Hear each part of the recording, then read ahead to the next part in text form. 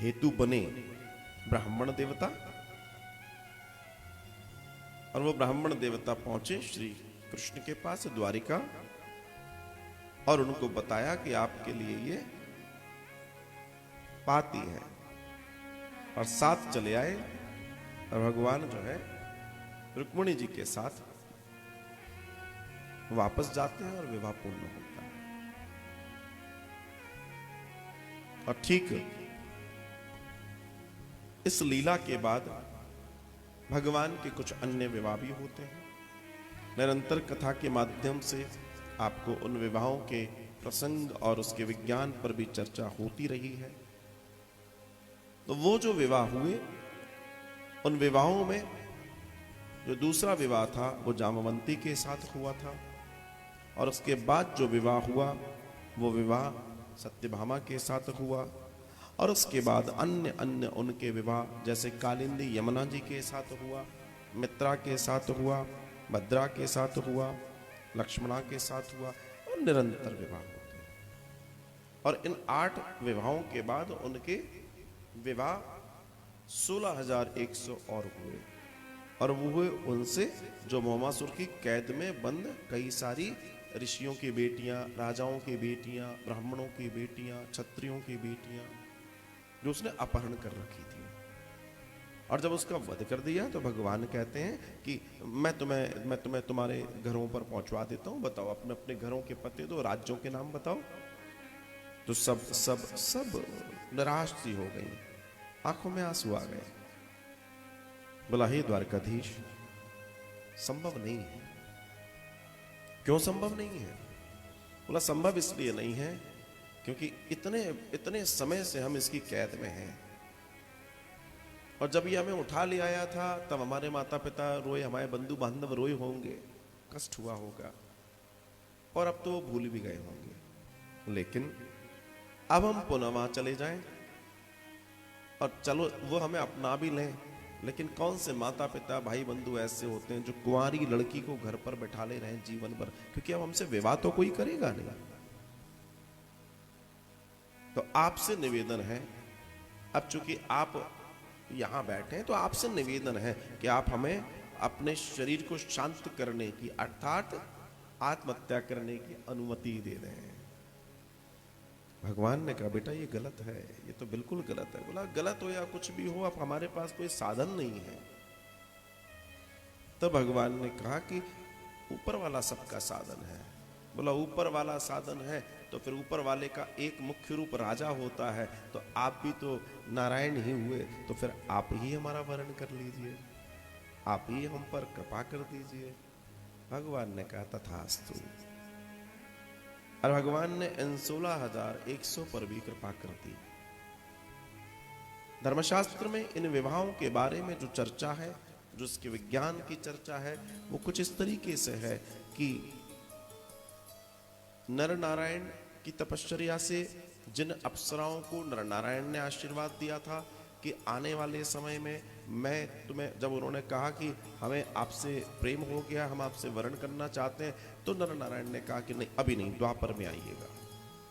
तो 16,100 तो वो थी, लेकिन इनमें ये जो 8 हैं जो मुख्य पटरानी है भगवान की, इन्हें प्रवृत्ति माना गया है और इनके दर्शन में भी आया है। प्रवृत्तियां कौन कौन सी प्रवृत्तियां? भूमि, वायु, आकाश, जल, अग्नि, मन, बुद्धि, अहंकार, ये हुई 8। और ईश्वर वही है जो इस पर पकड़ बनाए रख सकता है, जिसके अधीन ये 8 की 8 प्रवृत्तियां, उसको ईश्वर कहते हैं। ये 8 प्रवृत्तियां जिसके अधीन है उसे ईश्वर कहते हैं। और इन्हीं सब ने अवतार लिया, इन सब ने अवतार लिया, और अवतार लेकर ये भगवान के साथ जुड़ गई, पत्नी हो गई, अर्थात भगवान शक्तिमान हो गए। ये भगवान के शक्तिमान होने की प्रक्रिया है, क्योंकि जब परमात्मा आता है तो अपनी शक्तियों के साथ आता है, अपनी स्थितियों के साथ आता है, अपने बल, अपने पुरुषार्थ के साथ आता है।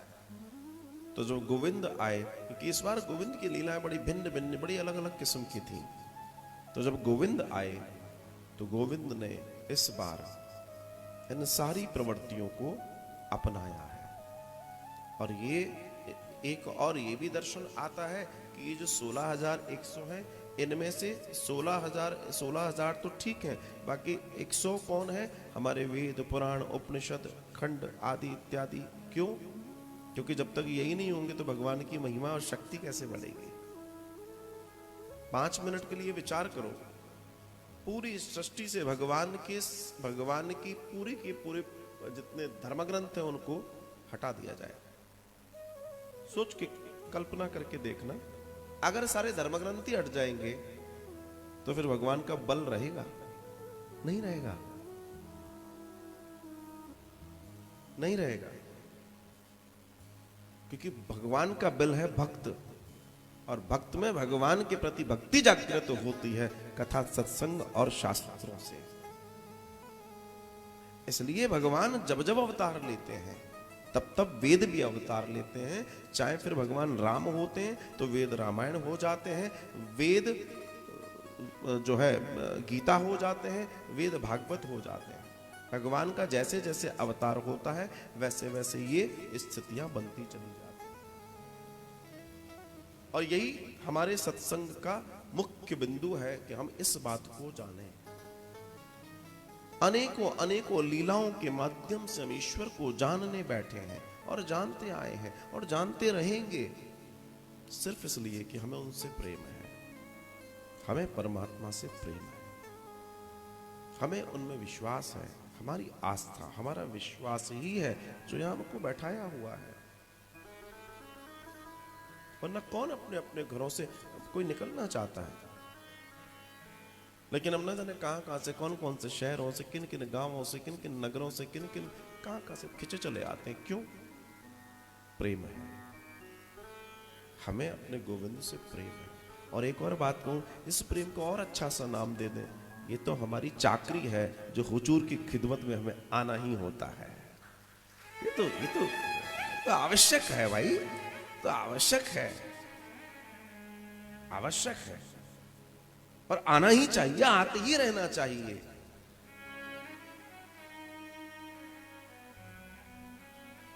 इतनी बढ़िया हमें स्थिति मिली है तो क्या दिक्कत है?